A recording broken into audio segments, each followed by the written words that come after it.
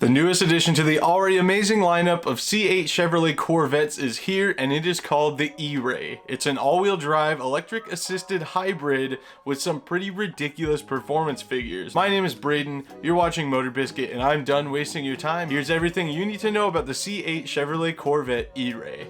First of all, let's start off with exactly what you're here to figure out. The Corvette E-Ray uses the same 6.2-liter LT2 V8 as the standard C8 Corvette. However, the addition of a 160 horsepower electric motor up front brings a combined power output to 655 horsepower. It'll sprint from 0 to 60 miles per hour in just 2.5 seconds and goes on to run a quarter mile in 10.5 seconds bone stock. And no, the E-Ray is not a plug-in hybrid, so no external charging is required.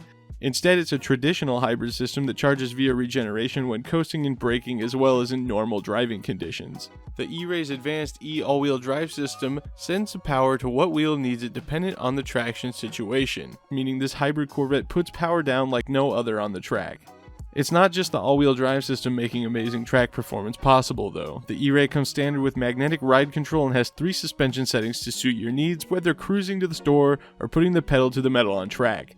A set of staggered 20 and 21-inch wheels wrapped in Michelin Pilot Sport all-season tires is standard, with the option of Pilot Sport 4S summer tires as part of the optional performance pack. Finally, the E-Ray is 3.6 inches wider overall than the standard Stingray. Other unique features of the E-Ray include a silent stealth mode that allows you to drive on electric-only power up to 45 miles per hour, so you can sneak out of your neighborhood and not wake your neighbors up with the roaring LT2 V8. Chevrolet says the E-Ray will be available for purchase late in 2023 and has a starting MSRP of $104,295 for the coupe and $111,295 for the convertible.